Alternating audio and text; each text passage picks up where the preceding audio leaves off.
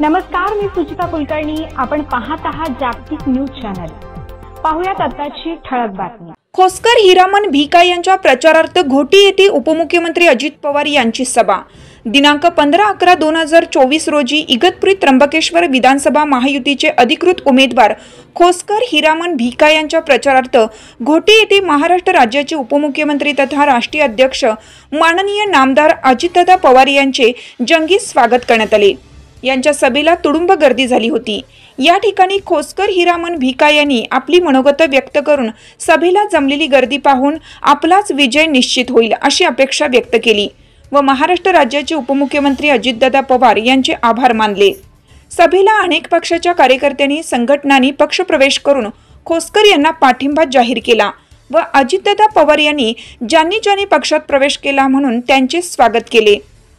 अजितदादा पवार यांनी आपले 1 तासाचे मनोगत व्यक्त केले असता लाडक्या बहिणींच्या बाबतीत, लाडक्या भावाच्या बाबतीत, शेतकऱ्यांच्या बाबतीत, वीज बिलाच्या बाबतीत, ज्येष्ठ नागरिकांबद्दल, तरुण वर्गाबद्दल महत्त्वाचे सांगून सर्वांचेच लक्ष वेधून घेतलं होतं. सभेला तुफान गर्दी पाहून आपलाच विजय निश्चित होईल व आपल्या अधिकृत उमेदवार खोसकर हिरामन भिका यांच्या टोपी घातलेला माणूस या घड्याळ या चिन्हावर बटन दाबून प्रचंड मताने निवडून द्या असे आवाहन त्यांनी केलं. या सभेला अनेक मान्यवरांनी आपले मनोगत व्यक्त केले व अनेक मान्यवर उपस्थित होते. पोलीस अधिकारी, पोलीस कर्मचारी यांनीही पोलीस बंदोबस्त चोख ठेवून या ठिकाणी कोणताही अनुचित प्रकार होऊन दिला नाही. तरी पोलीस कर्मचारी, अधिकारी यांचे खोसकर हिरामन भिका यांनी आभार मानले. विधानसभा निवडणूक 2024 साठी इगतपुरी त्र्यंबकेश्वर विधानसभेच्या या निवडणुकीच्या निमित्ताने आपण सर्व या ठिकाणी उपस्थित आहोत. आदरणीय महाराष्ट्राचे मुख्यमंत्री अजितदादा पवार यांच्या ठिकाणी आगमन झालेलं आहे. ही आध्यात्मिक सेना, धर्मवीर आध्यात्मिक सेना संप्रदायाच्या वतीने सगळ्यांना मनापासून शुभेच्छा देतो. वारकरी संप्रदायातील सर्व कार्य विष्णू संतश्रेष्ठ मूर्तीनाथ महाराज समाधी संस्थांच्या प्रवेश महाद्वारासाठी 1.5 कोटीचा निधी साहेबांनी त्याचप्रमाणे आपल्या सर्वांचा अभिमान असलेला इगतपुरीचा मठ माधवबाबा गुरुवर्य माधवबाबांच्या मठासाठी सुद्धा 7 कोटीचा निधी साहेबांनी या ठिकाणी मंजूर केलेला आहे. त्या ठिकाणी उपमुख्यमंत्री दादांचं आगमन झालेलं आहे. त्यांचं सुद्धा स्वागत या ठिकाणी करूया. आपण सर्वांना मी विनंती करतो. माननीय नामदार महाराष्ट्राचे उपमुख्यमंत्री, अतिशय धडाडीचे नेते, स्पष्ट वक्ता असे आपल्या सगळ्यांचे अतिशय लाडके, आपल्या सगळ्यांच्या आत्मस्थानी असलेले श्री अजितदादा पवार यांचे आगमन झाले. तर जोरदार टाळ्यांनी आणि जल्लोषात आपण त्यांचं स्वागत करूया.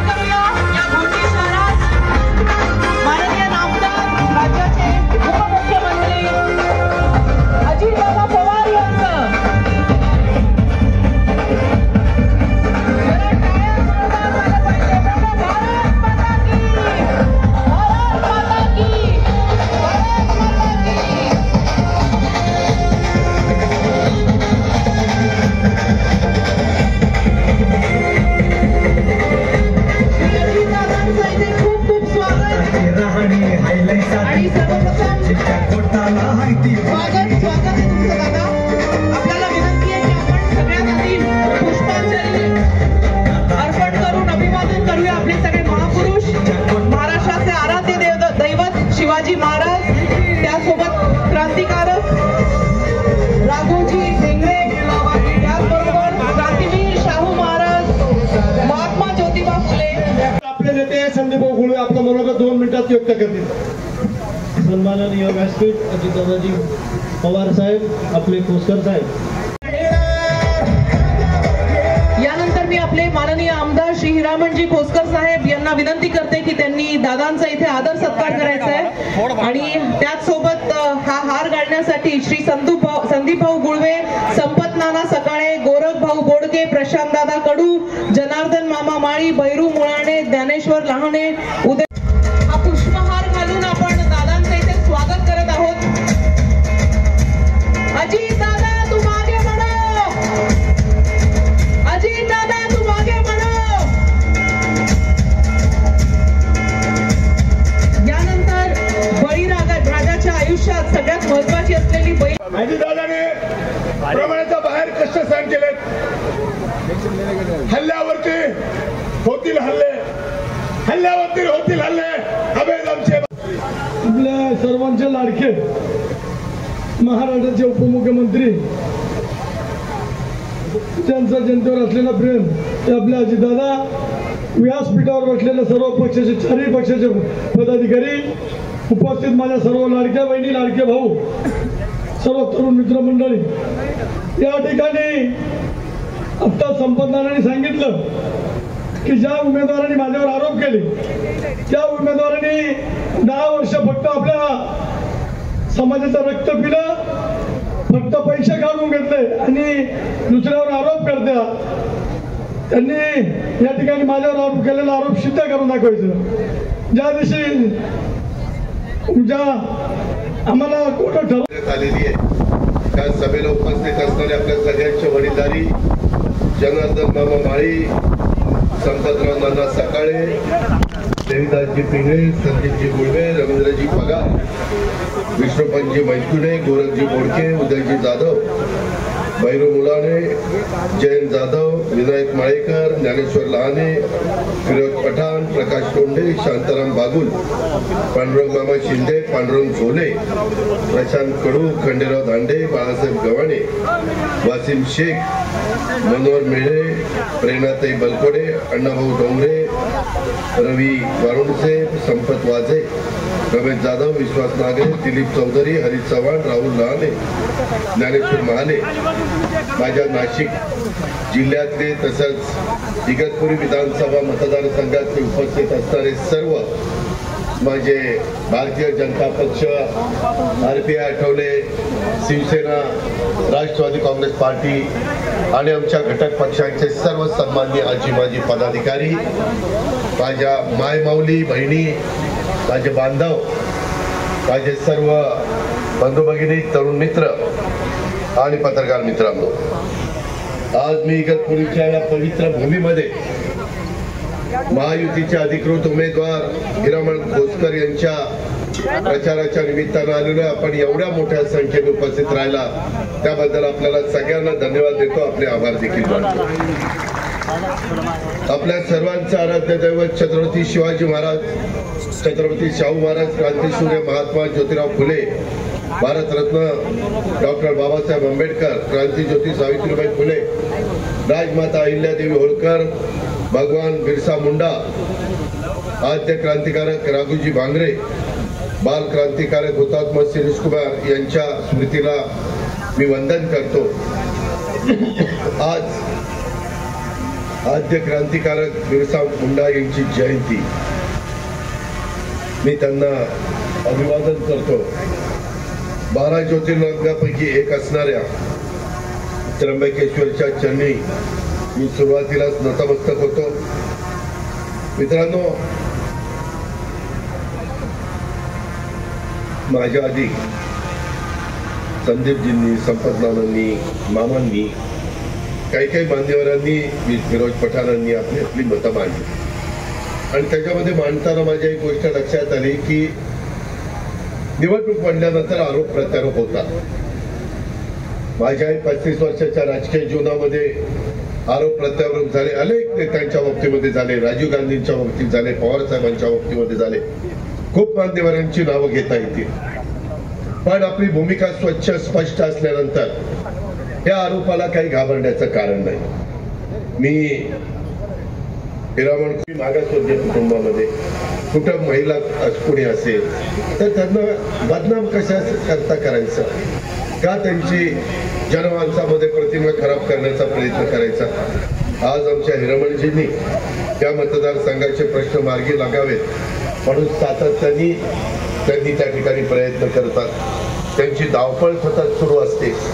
मात्र आता वेळ आलेली आहे विकासाच्या आणि विकास करणाऱ्यांच्या मागं माझ्या इगतपुरी विधानसभा मतदारसंघातल्या तमाम मतदारांनी त्यांच्या पाठीशी खंबीरपणे उभं राहण्याचं, मतदारसंघाच्या विकासासाठी तळमळीनं काम करणाऱ्या आपल्या हिरामण खोचकरांच्या सारख्या लोकप्रतिनिधीला प्रोत्साहन देण्याचं आजच्या या प्रचार सभेच्या निमित्तानं मी आपल्याला सगळ्यांना विनंती करेन की आपण सगळ्यांनी येत्या 20 तारखेला आमच्या महायुतीच्या खुणा आहे, जिथं राष्ट्रवादीचा उमेदवार आहे तिथं घड्याळ आहे, जिथं शिवसेनेचा उमेदवार आहे तिथं धनुष्यबाण आहे, जिथं भाजपचा उमेदवार आहे तिथं कमळ आहे. आपल्या इगतपुरीमध्ये हे घड्याळाचं चिन्ह आहे आणि त्या घड्याळाच्या चिन्हासमोरचं बटन दाबून हिरामण खोचकर यांना प्रचंड मताधिक्याने तुम्ही महाराष्ट्राच्या विधिमंडळामध्ये पाठवावे ही सुरुवातीला आग्रहाची, नम्रतेची, कळकळीची विनंती करतो. इगतपुरीच्या सर्वांगीण विकासाच्या करता महायुतीच्या सरकारच्या माध्यमातून राष्ट्रवादी काँग्रेस पक्ष महायुती कटिबद्ध आहे. इगतपुरी मतदारसंघाचा चेहरा मोहरा बदलून टाकण्याचं काम आम्हाला सगळ्यांना करायचं आहे. या कामाला आम्हाला इगतपुरीकरांची साथ हवी आहे आणि तशा प्रकारचं आव्हान मी आजच्या या सभेच्या निमित्तानं करतो. मित्रांनो, प्रश्न अनेक आहेत. त्याच्यामध्ये आम्ही त्यावेळेस जाणीवपूर्वक वेगवेगळ्या मतदारसंघाचे मतदारसंघ वाईट जाहीरनामे काढलेले. तिथं आमदारांनी काय कामं केलेली, उद्याच्या 5 वर्षामध्ये आम्ही काय कामं करू पाहतोय त्याची माहिती आम्ही त्याच्यामध्ये देतोय. आम्ही राज्याचा जाहीरनामा महायुतीचा काढला, पक्षाचा काढला, पण प्रत्येक भौगोलिक दृष्ट्या वेगवेगळ्या मतदारसंघातल्या समस्या वेगवेगळ्या आहेत. मुंबईच्या समस्या वेगळ्या आहेत, शहरी भागातल्या, माझ्या ग्रामीण भागातल्या समस्या वेगळ्या आहेत, आदिवासी भाग जिथं मोडतो तिथल्या समस्या वेगळ्या आहेत, पाण्याची टंचाई असणाऱ्या दुष्काळी भागातल्या समस्या वेगळ्या आहेत. आणि म्हणून शेवटी या भागातल्या जे काही महत्वाचे प्रश्न आहेत ते प्रश्न सोडवण्याच्या करता आम्हाला सगळ्यांना तुमचे आशीर्वाद, तुमचा पाठिंबा, तुमचं त्या ठिकाणी घड्याळाच्या चित्राच्या शेजारी बटन दाबून आमच्या हिरामणला प्रचंड बहुमताने महाराष्ट्राच्या विधिमंडळामध्ये पाठवायचे आहे. या मतदारसंघाच्या नागरिकांच्या सेवेसाठी सातत्याने आमच्या पक्षात मुख्यमंत्र्यांनी सांगितलं, मी सांगितलं, उपमुख्यमंत्री सांगितलं, आमच्यावर विश्वास नाही का? चालू वीज सुटणं दिलंय की नाही? 0ची बिलं आली, पुढची बिलं देणार नाही. तुम्ही फक्त काळ्यांची चांगली सेवा करा, चांगली पिकं काढा, फळबागा लावा, भाजीपाला लावा, ज्याच्यात तुम्हाला 2 पैसे मिळतील ते लावा. कांदा लावायचा असेल कांदा लावा. आता कांदा निर्यात बंदी पण उठवली, आम्हाला त्याचा झटका बसला लोकसभेला. आम्ही सगळ्यांनी सांगितलं की कांदा निर्यात बंदी उठवा. नाशिक, पुणे, सातारा, नगर, सोलापूर या सगळ्या माझ्या जिल्ह्यामध्ये कांदा आहे. हे जरा या लोकांनी खाली बसा, तुमच्या पाठी बघायला माझे कार्यकर्ते आले नाही, खाली बसा. पोलीस असले तर त्यांनी बाजूला उभं राहा. तुमच्या पाठी माझे मतदार बघणार नाही. त्या संदर्भामध्ये मला आपल्याला सगळ्यांना सांगायचं आहे की या बाबतीमध्ये देखील आम्ही कांदा निर्यात बंदी, तांदूळ निर्यात बंदी उठवली का, तर त्या शेतकऱ्यांना 2 पैसे मिळावे. आज माझ्या कांदा उत्पादक शेतकऱ्याला चांगले पैसे मिळतात. नाशिक ते श्री क्षेत्र त्र्यंबकेश्वर 35 किलोमीटर कुंभमेळा मार्गाचे काँक्रीट करून ब्रह्मगिरी ते गंगाद्वारपर्यंत रोपेची निर्मिती करण्याचा आणि इगतपुरी वैतरणा धरण क्षेत्राला पर्यटनाला चालना देण्याचा अशा पद्धतीचा त्यांचा उद्याचा 5 वर्षाचा वाद आहे. त्याच्यामध्ये घोटी, इगतपुरी, त्र्यंबकेश्वर येथील बस स्थानक त्याचं एक चांगल्या प्रकारे माझ्या प्रवाशांना आल्यानंतर, बसल्यानंतर, एसटीमध्ये जाताना, चढताना, उतरताना एक समाधान वाटावं अशा पद्धतीचं बस स्थानक ते आम्ही तुम्हाला त्या ठिकाणी चांगलं करून देऊ. मतदारसंघ हा जो इगतपुरीचा आहे तिथल्या प्रलंबित रस्त्याचे निर्माण करण्याचा, तसंच पाड्याचा जोडणारा रस्त्याचा पुनर्विकास करून घाट मार्गाचं रुंदीकरण करण्याचा वादा हा आमच्या हिरामण खोचकरजींचा आहे. हरसूल ठाणपाडा एक क्षेत्रात लहान लहान धरणाची निर्मिती करून सिंचन आणि पाण्याची उपलब्धता करणं आणि सुनिश्चित करून स्थलांतर रोखण्याचा वादा हा आमच्या हिरामण खोचकरजींचा आहे. तुम्ही म्हणाल दादा एवढे कसे काय तुम्ही पैसे देणार? हिरामणजी, तुम्हाला 5 वर्षामध्ये विकासाला किती पैसे मिळाले? किती मिळाले? 3,300 कोटी मिळाले. कशाला म्हणतात 3,000? त्याच्यात 1 वर्ष विरोधी पक्षात गेलं, पहिलं वर्ष आमचं करोनात गेलं, 3च वर्ष राहिली. पण हा माणूस इतका हुशार आहे, त्याच्यामध्ये कुणाकडे जाणार. काँग्रेसमध्ये असले तर मला सांगायचं जवळी कशी काढतो बघा दादा, तुम्हाला माहिती का? मी इगतपुरीचा जिल्हा परिषदेचा घड्याळावर निवडून आलेला सदस्य आहे, पण ही जागा सुटली नाही म्हणून पंजाकडे मला जावं लागलं.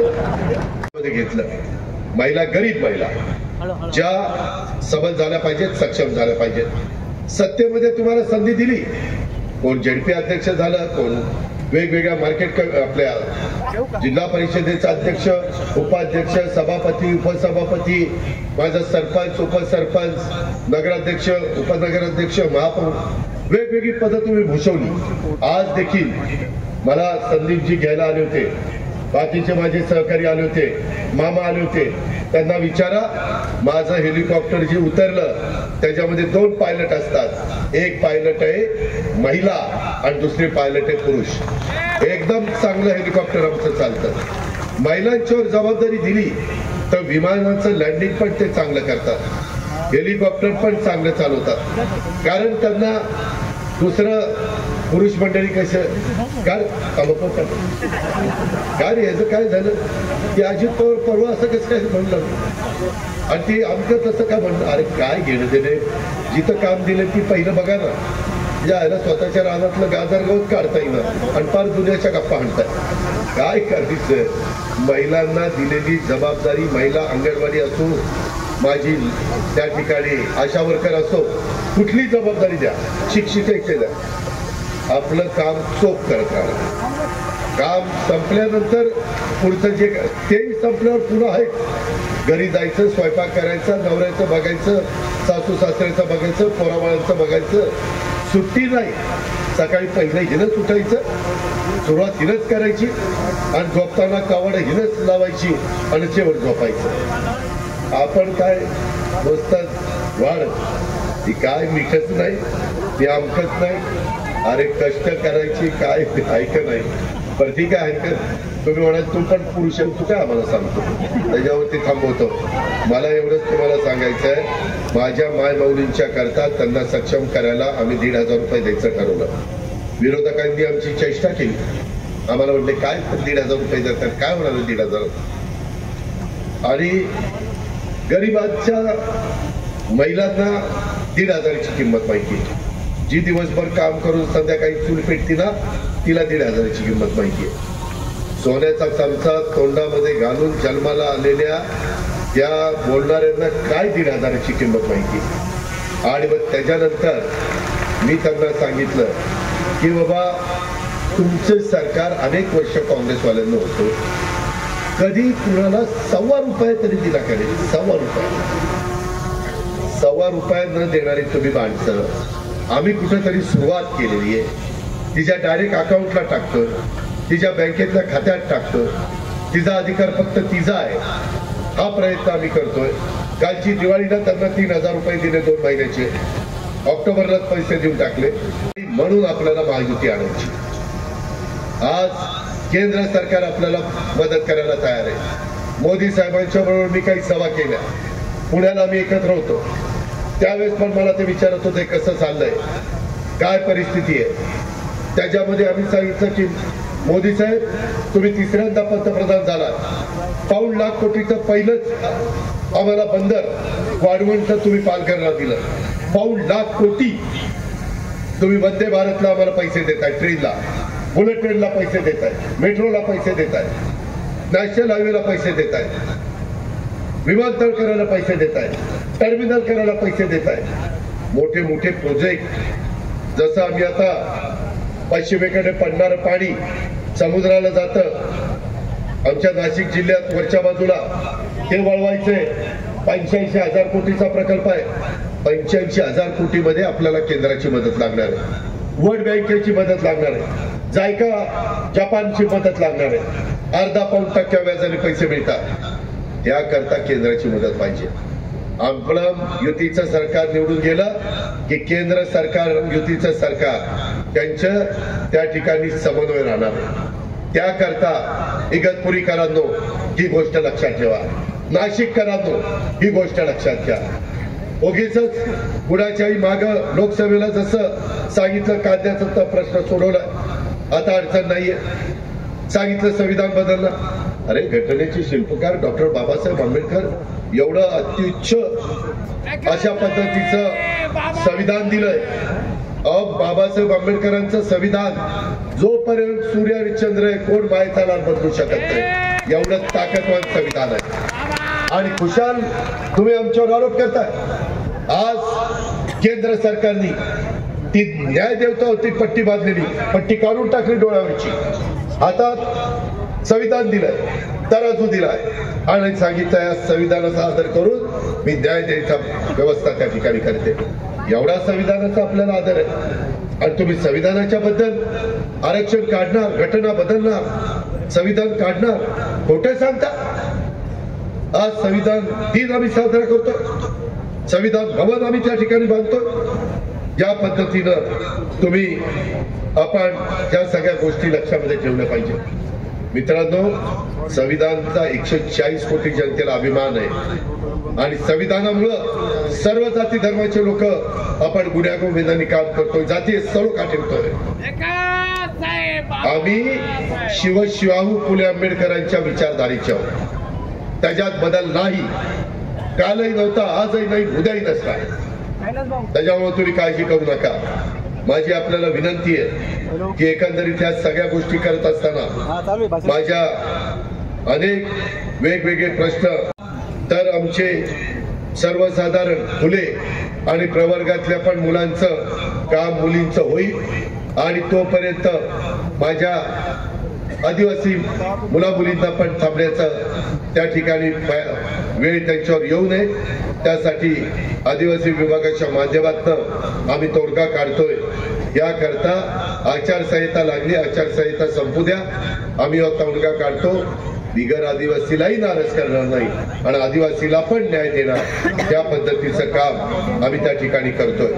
आद्य क्रांतिकारक राघोजी भांगरे यांचं भव्य स्मारक आपण नाशिक जिल्ह्याच्या इगतपुरी तालुक्यात वासारीला त्या ठिकाणी करतोय. कित्येकशे कोटी रुपयाचं स्मारक आहे. आद्य क्रांतिकारक राघोजी भांगरे यांच्या स्मारकाबरोबर आम्ही आजूबाजूचा परिसर माणिकराव कोकाटे, हिरामण खोसकर या सगळ्यांनी सांगितलं, आमचा नरहरी जिरवाळ, की दादा इथं पर्यटन चांगलं होऊ शकतं आणि त्याच्यातनं फार रोजगार मिळेल, तरुण तरुणींच्या हाताला काम मिळेल आणि त्याच्यामुळे तशा पद्धतीच्या विकसित करण्याच्या सूचना देखील मी दिलेल्या आहेत. आद्य क्रांतिकारक राघोजी भांगरे यांच्या स्मारकाची जागा माझ्या इगतपुरी आणि कळसुबाई शिखर परिसराला लागून आहे आणि स्मारकापासून आमचं कळसुबाई शिखरापर्यंत आम्ही रोपवेचा व्यवस्था करतोय आणि केंद्र सरकारकडून पर्वतमाला योजनेतून त्याला आम्ही निधी देतो. केंद्र सरकार पण आपलं होतं, तिथं आम्ही जाऊ, त्यांना सांगू आता जनतेने आम्हाला निवडून दिलंय, आता हे आपलं काम मार्गी लावू. आम्ही जाऊ सांगू 85,000 कोटीचं काम आहे, पाणी तिकडनं आणायचं, गोदावरीला पण सुजलाम सुफलाम करायचं, नाथसागरला पाणी कमी पडून द्यायचं नाही, माझ्या नगर जिल्ह्याला, नाशिक जिल्ह्याला आणि मराठवाड्याला पाणी जी काही त्यांची गरज आहे ती गरज भागवायची. नाशिक जिल्ह्यामध्ये देखील कुठली अडचण येऊन देणार नाही. याकरता युतीचं सरकार आलं पाहिजे. त्यांच्याच विचाराचं केंद्रातलं सरकार आणून 4.5 वर्ष त्यांची मुदत आहे, ही पण बाब आपण या निमित्तानं लक्षामध्ये घेतली पाहिजे. आम्ही आदिवासी समाजाच्या करता बऱ्याच योजना आणलेल्या आहेत. त्याच्यामध्ये कापूस आणि सोयाबीन त्याला गेल्या वेळेस भाव नव्हता, आम्ही 5-5 हजार रुपये अनुदान दिलंय.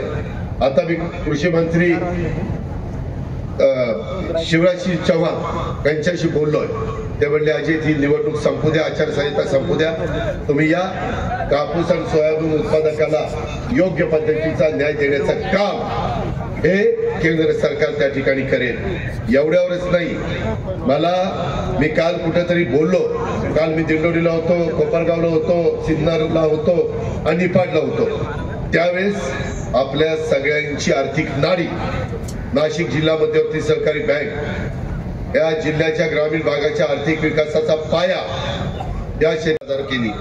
त्याच्यामध्ये मार्टी जसं आमच्या मातम समाजाच्या करता आम्ही आरटी काढलं, तसं माझ्या मुस्लिम समाजाच्या अल्पसंख्याक समाजाच्या करता मार्टी काढलं.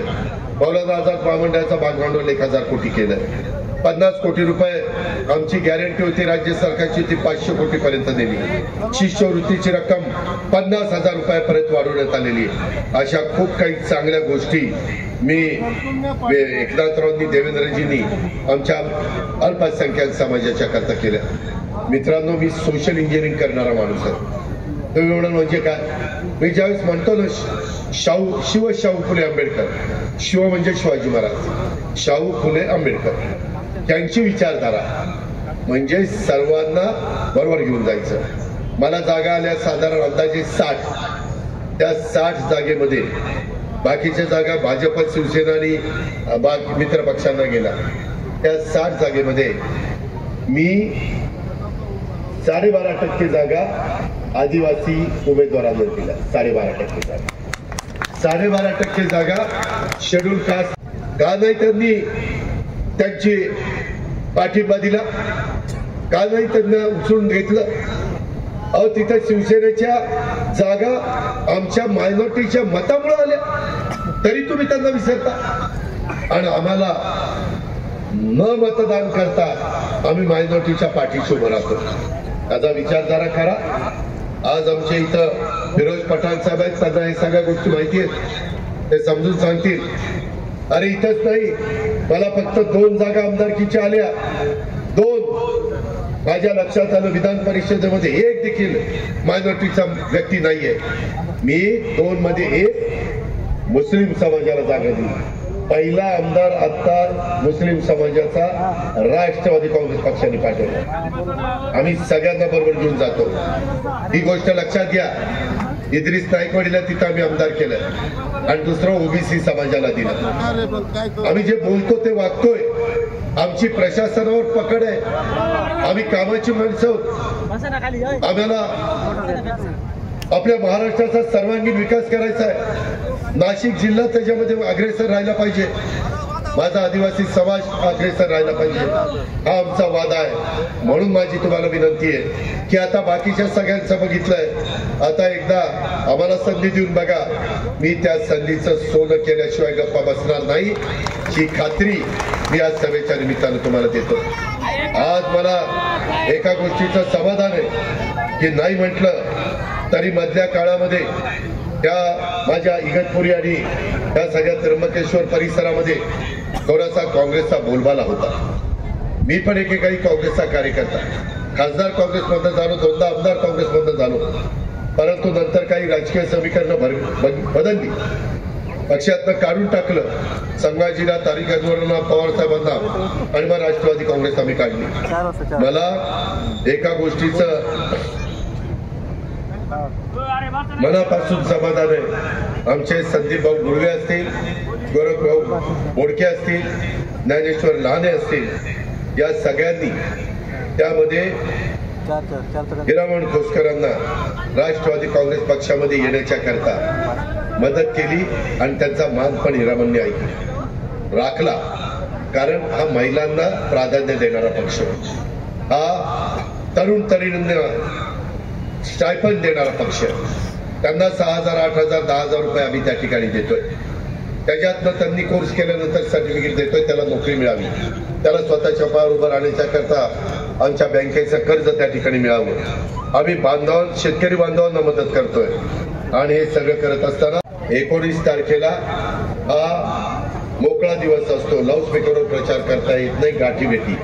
माझी तुम्हाला सगळ्यांना विनंती आहे, तुम्ही सगळेजण उमेदवार आहे समजून, तुम्ही स्वतः आपण हिरामण खोसकर आहे समजून, माझ्या माय माऊलींनो, माझ्या बहिणींनो, तुमचा भाऊ हा तिथं उभा आहे आणि ह्याला आपल्याला निवडून द्यायचं आहे. ही कुंडाट तुम्ही मनाची बाळगा आणि आतमध्ये जाऊन सगळ्या माझ्या बांधवांनी, सगळ्या माझ्या मतदार बंधूंनी घड्याळाच्या चित्राच्या शेजारचं बटन दाबा.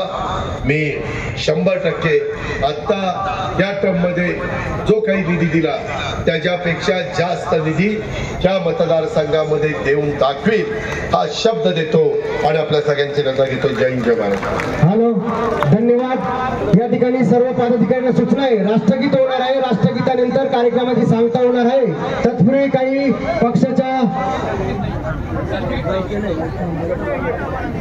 पक्षाच्या पदाधिकाऱ्यांचे प्रवेश होत आहेत.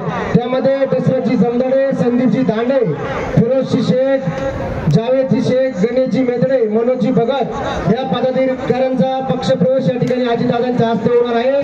आणि काही संघटनांचा पाठिंबा या ठिकाणी हिरामनदादा खोसकर यांना देत आहेत. त्यामध्ये छावा मराठा सेना महाराष्ट्र राज्य सुनील बोर यांचा या ठिकाणी पाठिंबा आहे. त्यानंतर कानडी समाज बहुउद्देशीय संस्था त्यांचे अध्यक्ष भरतजी हळकुंडे, मदनजी बिन्नर, तुकारामजी सदगीर, सचिनजी सदगीर हे या ठिकाणी पाठिंबा देत आहे. त्यानंतर वाहतूक चालक मालक संघटना यांच्या वतीने या ठिकाणी पाठिंबा देणार आहे. तत्पूर्वी त्यानंतर राष्ट्रीय जनसेवा पक्षाचा या ठिकाणी पाठिंबा आमदार खोसकर साहेबांना देण्यात येत आहे. आगरी सेनेचे पदाधिकारी या ठिकाणी उपस्थित आहेत, ते या ठिकाणी पाठिंबा देत आहेत. आणि बॉक्सिंग मध्ये देशात प्रथम आलेल्या तालुक्याचा भूमिपुत्र विशालजी बोरजे यांचा सत्कार अजितदादांनी करावा अशी मी त्यांना विनंती करतो. नाभिक समाजाच्या वतीने या ठिकाणी पाठिंबा जाहीर करण्यात येत आहे. तसेच वंजारी समाजाच्या वतीने या ठिकाणी पाठिंबा जाहीर करण्यात येत आहे. या कार्यक्रमासाठी सर्वच पक्षाचे, महायुतीचे, भारतीय जनता पार्टी असेल, शिवसेना पक्ष असेल, तसेच आरपीआय पक्ष असेल, या सर्व पक्षांचे पदाधिकारी, कार्यकर्ते उपस्थित राहिल्याबद्दल मी सर्वांचं राष्ट्रवादी काँग्रेस पक्षाच्या वतीनं, हिरामनदादा खोसकर यांच्या वतीनं सर्वांचं मी आभार व्यक्त करतो. तसेच बहुसंख्य उपस्थितीमध्ये माझ्या लाडक्या बहिणी या ठिकाणी उपस्थित राहिल्या. या सर्व लाडक्या बहिणींचं या ठिकाणी उपस्थित सर्वांना विनंती करतो की आपण कार्यक्रम पुढे होण्याची व्यवस्था केली. कार्यकारी संपादक RT आहेर, नाशिक, महाराष्ट्र. ताज्या घडामोडी पाहण्यासाठी जागतिक न्यूज चॅनलला सबस्क्राईब करा, शेअर करा आणि बेल आयकॉन दाबायला विसरू नका.